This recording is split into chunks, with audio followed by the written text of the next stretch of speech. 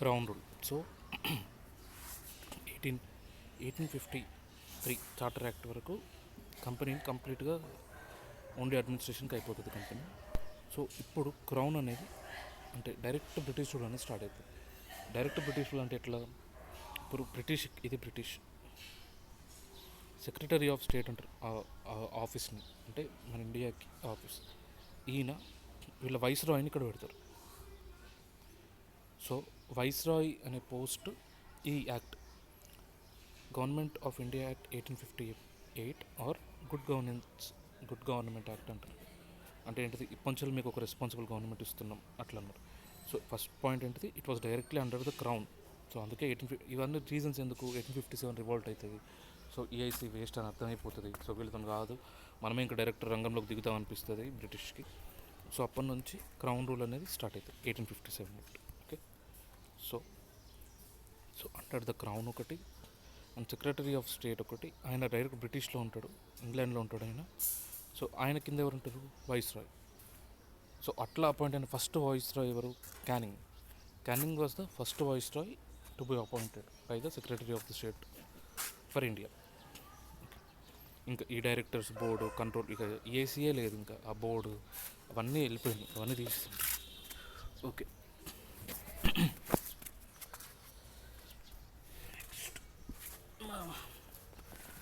Next so మరి ఇప్పుడు ఈఐసితోని 100 ఒప్పందాలు ఉంటాయి. అంటే బిజినెస్ పరంగా కానీ, లేకపోతే అడ్మినిస్ట్రేషన్ పరంగా కానీ, లేకపోతే రెంట్స్ కట్టడం, ట్యాక్సెస్, ఇవన్నీ ఒప్పందాలు ఏమవుతాయి? ఇవన్నీ ఇప్పుడు కన్ఫ్యూజన్ ఉంటుంది. ఇప్పుడు ప్రతి దానికి ఏసీతో లింక్ ఉంది, ప్రతి స్టేట్కి, ప్రతి ప్రిన్సిపల్ స్టేట్కి, హైదరాబాద్కి, దానికి దీనికి. సో ఇవన్నీ ఒక క్లియర్ ఎక్స్ప్లెనేషన్ ఇవ్వడానికి క్వీన్స్ ప్రొక్లమేషన్ అనేది అలహాబాద్ దర్బార్లో పెట్టింది. సో ప్రతి ఒక్కరికి డౌట్స్ ఉంటాయి కదా, నెక్స్ట్ ఏమవుతుంది, ఇప్పుడు ఎట్లా అని. సో దానికి క్వీన్స్ ప్రొక్లమేషన్ ఉంటుంది. So good governance. So government of India 1858 ఏంటిది, ఫస్ట్ టైం వైస్రాయ్ అనేటోడు ఇంట్రొడ్యూస్డ్ అయ్యిండు. And that viceroy was scanning. Okay. And ఈ 15 మెంబర్స్ వీళ్ళందరూ secretary of state plus 15 members ఎక్కడ ఉంటారు? వాళ్ళు బ్రిటిష్లో ఉంటారు. దే లైక్ జస్ట్ అడ్వైజర్స్ అంతే. The most important act is councils act. Councils act నుంచి మనం ఎట్లా ఏం నేర్చుకోవాలంటే, జస్ట్ సింపుల్ క్వశ్చన్స్ వస్తాయి. ఎగ్జాంపుల్ ఇప్పుడు ఇండైరెక్ట్ ఎలక్షన్ ఆర్ ఎలక్షన్ అనే కాన్సెప్ట్ ఫస్ట్ టైం ఇప్పుడు ఇంట్రొడ్యూస్ అయింది 1892. అట్లా సింపుల్ క్వశ్చన్స్ ఉంటాయి. సో ఒక్కసారి let us see the councils act. The 3 councils act, 4 councils act: 1861 councils act, 1892 councils act, 1909 councils act, and 1919 government of India act 1919. ఇవి మూడు చదువుకుందాం first. 3 councils act. Okay. First so నీకు viceroy వచ్చిండు. So ఇప్పుడు నువ్వుకేముంది, నీకు వైస్రాయ్ ఒక్కడే ఉన్నాడు. అండ్ వైస్రాయ్కి 5 మెంబర్ కౌన్సిల్ ఇచ్చిండ్రు. So it's like viceroy plus 5. And ఇక్కడ 1861లో ఈఐసీలో ఏవైతే మిస్టేక్స్ చేసుకున్నారో అవన్నీ రెక్టిఫై చేద్దాం అనుకున్నారు. అక్కడ మిస్టేక్స్ ఏం చేసిండు, దెర్ ఆర్ నో పోర్ట్ఫోలియోస్. అంటే ఇప్పుడు ఈ కౌన్సిల్ మెంబర్ ఇది చేయాలి, ఈ మినిస్టర్ ఇది చేయాలి, ఈ మినిస్టర్ ఇది చేయాలి, ఈ మినిస్టర్ ఇది చేయాలి, అట్లాంటి సపరేట్ పనులు లేవు. అంత ఆగమాగం. ఇప్పుడు హెల్త్లో ఈడొచ్చేటోడు హెల్త్లో మళ్ళీ వీడొచ్చేటోడు.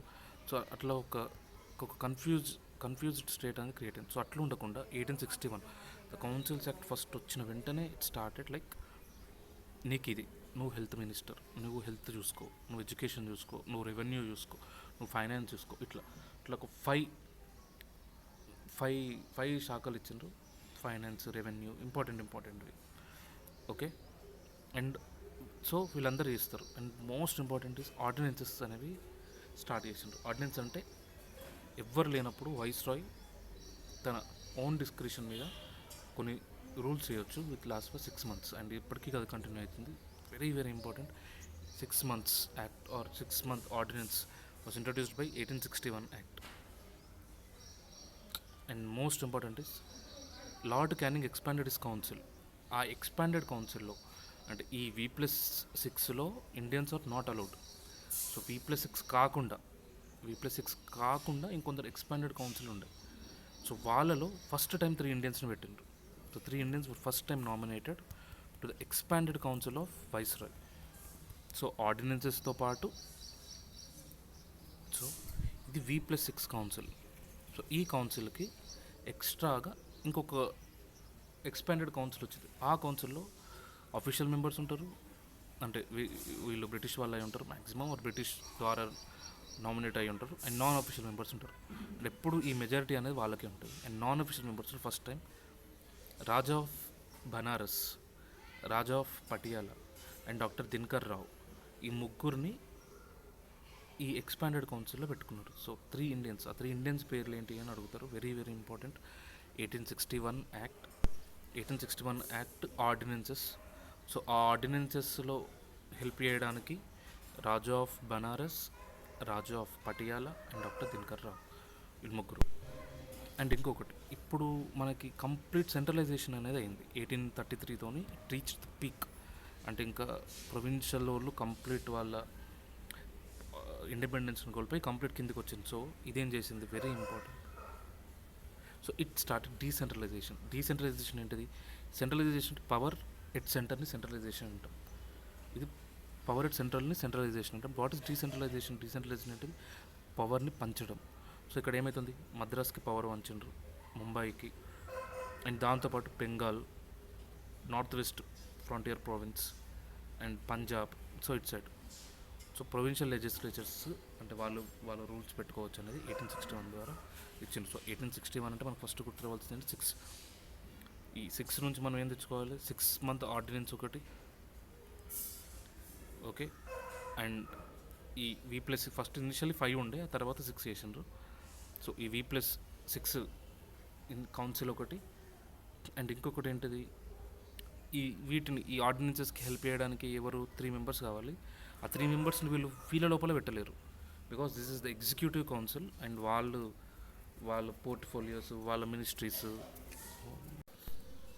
So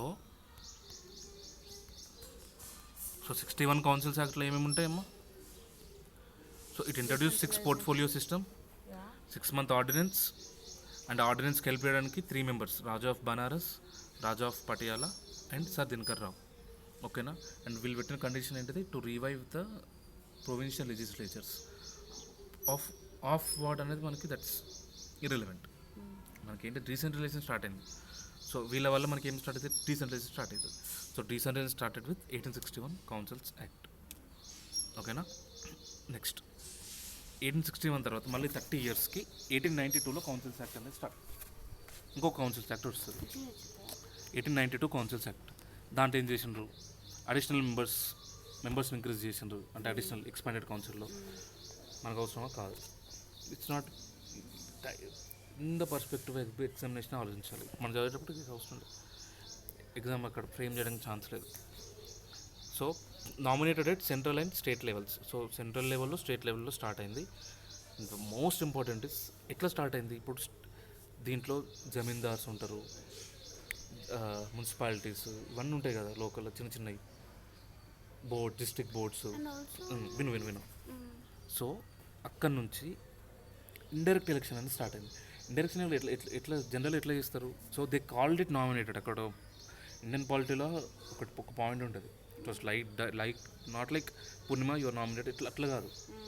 there was an indirect election inside the thing.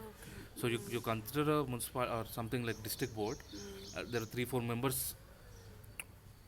ఒక పోస్ట్ కోసం కంటెస్ట్ చేస్తారు. కంటెస్ట్ చేస్తే అక్కడ ఎలక్షన్స్ అట్లాంటివి లేవు, not direct use of election, but there was an element of election which was then called nomination. Okay, so atla very very important, indirect elections were first time introduced in the India through 1892 Councils Act. Okay, and then so మన additional members పెరుగుతున్నారు కదా. So 1892 council యాక్ట్లో they started discussion. They were allowed to discuss on budget, and they were allowed to question EC, executive కౌన్సిల్ని question అడగడానికి chance ఉండే, but కొన్ని limitations ఉంటాయి. ఇప్పుడు ఫైనాన్స్ డిస్కషన్ పెట్టినంత మాత్రం they can't vote on budget. అదొకటి 1892 గుర్తుపెట్టుకుంటే నీకు నెక్స్ట్ ఈజీ అయిపోతుంది. ఇది ఇంకా వరస్ట్ కేసులో ఇట్లాంటి క్వశ్చన్స్ అడుగుతారు. వరస్ట్ కేసులో క్వశ్చనింగ్ ఈసీ అంటే ఏంటిది, అది కూడా ఎట్లా చెప్పాలి, 6 days ముందే నోటీస్ చేయాలి, నేను సో క్వశ్చన్ అడుగుతున్నాం అని. వాడు ఏదో ఆన్సర్ ప్రిపేర్ చేసుకొని వస్తాడు. ఆ తర్వాత ఇదేంది నువ్వు ఇట్లా కదా అని దాన్ని సప్లిమెంటరీ క్వశ్చన్ అంటారు. And we are not allowed to ask supplementary questions. Okay, so అప్పటికి ఇంకా ఈసీలో Indians were not allowed. No, Indians were not allowed in the actual EC. Actually Yeah. So 1892 Councils Act, for the first time it brought an element of election. Yeah. So from exam point of view, it will questions. So when was element of election or indirect election introduced, through which act and adutaru? Element of election or introduced or something indirect election or finance discussions అంటే budget మీద discussion మనం start చేసే అంత ఎప్పుడు వచ్చింది. And questioning of EC మనం ఎప్పుడు start చేసాం. So next most important Morley Minto reforms. Morley Minto అని చదువుకో. Okay, Morley voice secretary, Minto was voice. Easy ఉంటుంది గుర్తుపెట్టుకోవడానికి. ఓకేనా.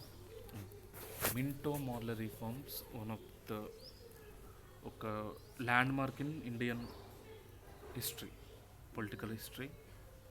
ఓకే, ఎందుకంటే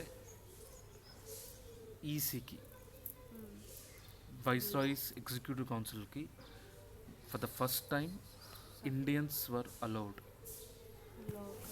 yeah, so Indians were the first time allowed into viceroy's executive council and it was Satyendranath Sinha. Satyendra Prasad Sinha ఏదో అట్లేదు. Okay, and ఈ 60 members additional అది మనకు అవసరం లేదు. సో ద మోస్ట్ ఇంపార్టెంట్ ఏంటిదంటే సపరేట్ ఎలక్టోరేట్స్ అనేవి స్టార్ట్ అయినాయి. సపరేట్ ఎలక్టోరేట్స్ అంటే ఏంటి చెప్పిన కదా ఆల్రెడీ. ఇప్పుడు ముస్లిమ్స్కి సపరేట్ ఎలక్టోరేట్ అంటే ఏంటిది? 1906లో ముస్లిం లీగ్ ఫామ్ అయింది. Muslims, Hindus, Muslims, Hindus. ఇప్పుడు ఇలా కంటెస్ట్ చేయడానికి ఛాన్స్ ఉంటుంది హిందూకి? నో. ఇక్కడ ఈ హిందూ ఓట్ చేయడానికి ఛాన్స్ ఉంటుందా? నో. అంటే ఓన్లీ ముస్లిమ్సే కంటెస్ట్ చేయాలి, ఓన్లీ ముస్లిమ్సే ఓట్ వేయాలి. అసలు అంబేద్కర్కి ఐడియా ఎట్లా వచ్చిందో దాన్ని అసలు ఆయన ఎట్లా అంత బ్యాక్ చేసిండో, ఒకవేళ అది పాస్ అయితే ఏమైపోయేదో దేశం. It was a very bad move from Ambedkar. He fought for separate electorates. For his 5 seats were reserved for Muslims, huh? Oh God. Separate electorates. So not reserved, separate electorates. Vote కూడా వాళ్ళే, అన్ని వాళ్ళే. Reserved for Muslims అంతే కదా. Don't use the word reserved. 5 electorates, separate electorates. It is అంటే రిజర్వ్డే, కానీ రిజర్వ్డ్కి ఇంకా separate meaning ఉంటుంది మళ్ళీ, ఎందుకు రెండు కన్ఫ్యూజన్కి. సో మింటో అంటే అప్పటి మార్లీ మింటో కదా అప్పటి ఇండియాలో ఉండే అతను ఎవరు? Minto, viceroy. Then viceroy was called the father of communal electorate. He started the ఎందుకు వాళ్ళకి తెలుసు కదా, విడగొట్టు, విభజించు, పాలించు. బ్రిటిష్లో there was liberal party ruling. They thought of giving liberty in India also. And provincial లెజిస్లేచర్స్లో అంటే స్టేట్స్లో నాన్ అఫీషియల్స్ అనేవి ఎగ్జిట్ అయినరు. అంటే ఇప్పుడు ఇది లెజిస్లేచర్, ఇక్కడ ఇంగ్లీష్ వాళ్ళు ఉంటారు, ఇండియన్స్ ఉంటారు. సెంటర్లో they maintain that balance, but లోకల్లో మాత్రం ఇండియన్స్ కొంచెం ఎక్కువ అయినారు. నాన్ అఫీషియల్స్ లోకల్ అంత పెద్ద ఎఫెక్ట్ ఏమి ఉండదు. ప్రొవిన్స్లో ఓన్లీ ఇండియన్స్ ఉండేవాళ్ళ? అర్థం కాలేదు. ఇప్పుడు అడిషనల్ మెంబర్స్ కాదు. నాన్ అఫీషియల్స్ అంటే వాళ్ళే, నాట్ ఇండియన్స్. ఇండియన్స్ కూడా ఉండొచ్చు. Next government of India act 1919 or Montagu Chelmsford reforms. Very very important ఇది కూడా. సో 1909 కౌన్సిల్స్ యాక్ట్ ఏం నేర్చుకున్నాం? India's for the first time allowed into the viceroy's executive council and communal separate electorates. Important. Okay, next government of India act 1919ని Montagu Chelmsford reforms అని కూడా అంటారు.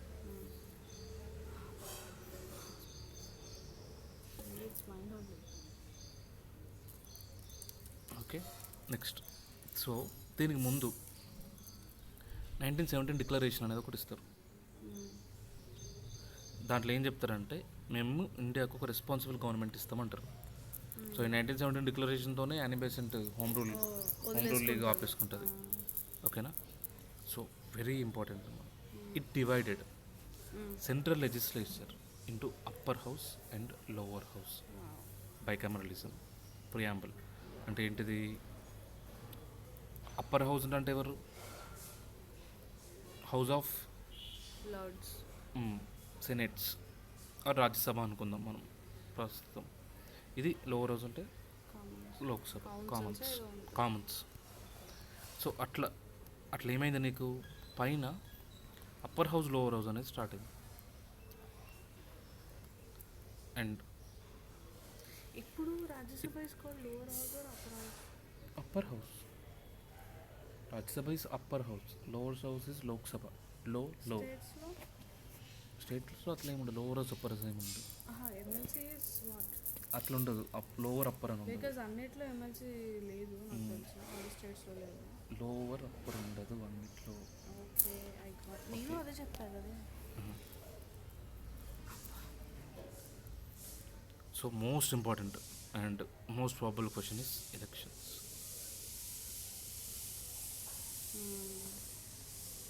So ఒక చిన్న ఇంకొక పాయింట్ ఏంటంటే, ఇక్కడ హై కమిషనర్ ఆఫీస్ అని పెట్టిండ్రు. ఎందుకంటే అక్కడ సెక్రటరీకి జీతం ఎందుకు ఇవ్వాలి మేము అని మనం కొంచెం ఇష్యూ చేసినాం. ఇష్యూ చేస్తే సరే మేము కమిషనర్ పెట్టినా కూడా అంతకంతే కదా, పైసలు అయితే పోతున్నాయి కదా ఇండియన్ రెవెన్యూ నుంచి. ఇప్పుడు ప్రతి దేశంలో ఉంటాడమ్మా high commissioner. Okay okay. So అంటే ఆయన సెక్రటరీ ఏం చేస్తుండో, he was doing the secretary work and was doing the commissioner. So అట్లా కాకుండా మేము ఓన్లీ సరే మేము సెక్రటరీ వర్క్ మేము ఇచ్చుకుంటాం, కమిషనర్కి మేము సపరేట్ పెట్టుకుంటాం, మీరు ఆయన డబ్బులు ఇవ్వండి. It's not important from the examination perspective. ఓకేనా. And very very important limited franchise. ఈ ఫ్రాంచైజ్ అంటే ఏంటిది? ఎవరెవరు ఓటేస్తారో ఎవరెవరు ఓట్ అయ్యారు. సో అక్కడ vote was decided, vote power was decided based on higher education కాదు. It was based on property. ఎంత ట్యాక్స్ కడుతుండు, ఎంత డబ్బులు ఉన్నాయి. సో అది ఇట్ వాస్. అండ్ ఇప్పుడు చదువు కూడా హయ్యర్ ఎడ్యుకేషన్ చదివిందంటే ఆడు మ్యాక్సిమం రిచ్ అవడే అయి ఉంటాడు, అంతే కదా. యూనివర్సల్ అడల్ట్ ఫ్రాంచైజ్ అంటే ఏంటి? 18+ వాళ్ళందరికీ ఓటు. అది universal adult franchise. But it was a limited franchise. But most important Montague and Chelmsford. And ఇంకొక రూల్ పెట్టిండ్రు వాళ్ళు. ఏం పెట్టిండ్రంటే, డైరెక్ట్ ఎలక్షన్స్ కదా first time, and Ford car ఉండాలి ప్రతి ఒక్కరికి. అట్లాంటి వాళ్ళకే ఓటేసే హక్కు ఉంటుంది. Okay. Viceroy. Next and most important is three Indians were allowed in the viceroy's executive council. ఓకేనా. అండ్ ఇప్పుడు you will know what is diarchy. Diarchy అంటే ఏంటిదంటే,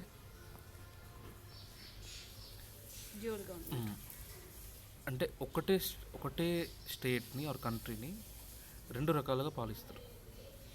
దాన్ని డయార్కీ అంటారు. ఇప్పుడు ఏంటి? ఇది ఒక ప్రోవిన్స్. ఆ ప్రోవిన్స్లో కొన్ని సబ్జెక్ట్స్ ఉంటాయి. ఒక్కదాన్ని ఏమంటారు? రిజర్వ్డ్ సబ్జెక్ట్స్ అంటారు. ఒకదాన్ని ట్రాన్స్ఫర్డ్ సబ్జెక్ట్స్ అంటారు. ఓకేనా. ఈ రిజర్వ్డ్ సబ్జెక్ట్స్ని governor along with executive council చూసుకుంటాడు. అండ్ ట్రాన్స్ఫర్డ్ సబ్జెక్ట్ని గవర్నర్ విత్ మినిస్ట్రీస్ చూసుకుంటారు. With ministry 2-3. So they should act responsible. ఓకేనా. అండ్ ఇది they are responsible to the government. And so ఇద్దరు చేస్తున్నారు కాబట్టి this is called diarchy. Okay. ఇప్పుడు ప్రతి ఒక్కరు రెస్పాన్సిబుల్. ఇప్పుడు ప్రతి దానికి నాట్ యాక్చువల్లీ అంటే రెస్పాన్సిబుల్ గవర్నమెంట్ ఎప్పుడు స్టార్ట్ అయిందని అట్లా అడగరు కదా. సో ఇప్పుడు నీకు ఇక్కడ ఏం అర్థం కావాలి? ఆ ప్రొవిన్షియల్ సబ్జెక్ట్స్ అంటే ఏంటిది? Agriculture, education, finance, etcetera. ఇవి సబ్జెక్ట్స్ని కొన్ని రిజర్వ్ సబ్జెక్ట్స్ అంటారు. ఓకేనా. కొన్ని ట్రాన్స్ఫర్డ్ సబ్జెక్ట్స్ అంటారు. ట్రాన్స్ఫర్డ్ సబ్జెక్ట్స్ ఎవరి కిందకి వచ్చినాయి? మినిస్ట్రీస్ కిందకి వచ్చినాయి. అండ్ రిజర్వ్ సబ్జెక్ట్స్ కౌన్సిల్ కిందకి వచ్చినాయి. మినిస్టర్స్ 2-3 ఉంటారు కాబట్టి they should act responsible to the government. అంటే హేస్ట్ డిసిషన్స్, లేకపోతే రాంగ్ డిసిషన్స్, లేకపోతే పిస డిసిషన్స్ తీసుకోరు. సో దస్ అట్లా డయార్కీ అనేది ఇప్పుడు మనకి ఇట్లా లేదు. ప్రొవిన్సెస్లో ఎందుకు ఉంటుంది? ప్రొవిన్సెస్లో మొత్తం ఒకటే మినిస్ట్రీ చూసుకుంటారు. మళ్ళీ కౌన్సిల్కి కొన్ని, ఎడ్యుకేషన్ కౌన్సిల్కి అట్లా ఉంటుంది. పోర్ట్ఫోలియోస్ ఉంటాయి, కానీ it's not like to and executive council ఉంటుంది. So there is no diarchy now in provinces. So question, very important question ఏం అడుగుతారు, ప్రొవిన్సెస్లో డయార్కీ ఎప్పుడు ఇంట్రడ్యూస్ అయింది? It was in 1919 act. James Ford. మొత్తం ఫోర్డ్ గాడు అన్ని ఫోర్డ్ చేస్తాడు. ఫోర్డ్ అంటే ఏంటిదమ్మా? కార్. ఇరగొడతారు కదా ఇట్లా, స్ప్లిట్. ఫోర్డ్ దొంగ. సో 1990లో ఇంపార్టెంట్ ఏంటి చెప్పమ్మా? Responsible government, bicameralism. So responsible government August declaration అన్నట్టు ఒక to some extent introduce responsible government. World war 1 start అయింది, అయిపోయింది కూడా అప్పటికి. సో అండ్ బైకామరలిజం అనేది ఫస్ట్ స్టార్ట్ అయింది. ఓకేనా? Direct elections to limited franchise first start అయినాయి. అండ్ ఇది అవసరం లేదు. ముగ్గురు ఇండియన్స్ వచ్చిండ్రు. సత్యేంద్రనాథ్ సిన్హా ఏమో ఆయనతోని మింటో మింటో రిఫార్మ్స్తోని సత్యేంద్రనాథ్ సిన్హా వచ్చిండు. వీటిని కొంచెం ఎక్కువ చేసిండు, ఇంకిద్దరిని ఎక్స్ట్రా యాడ్ చేసిండు. అండ్ ప్రొవిన్సెస్లో మినిస్ట్రీస్కి ఒక పవరు, ఈసీకి ఒక పవర్ ఇచ్చిండ్రు. And where ministries were responsible to the government. Okay, దీనే డయార్కీ అంటారు, అంటే పవర్ని షేర్ చేయడం. And UPSC was central public service commission was set up. Okay, government of India act 1935. ఇప్పుడు మనం చూసేది mostly government of India act 1935. ఓకేనా?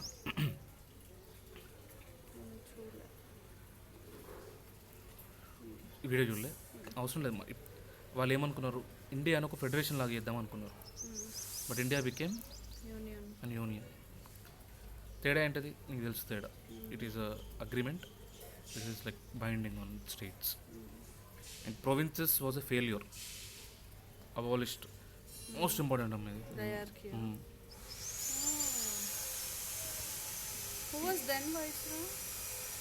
1919లోన జేమ్స్ ఫోర్డ్.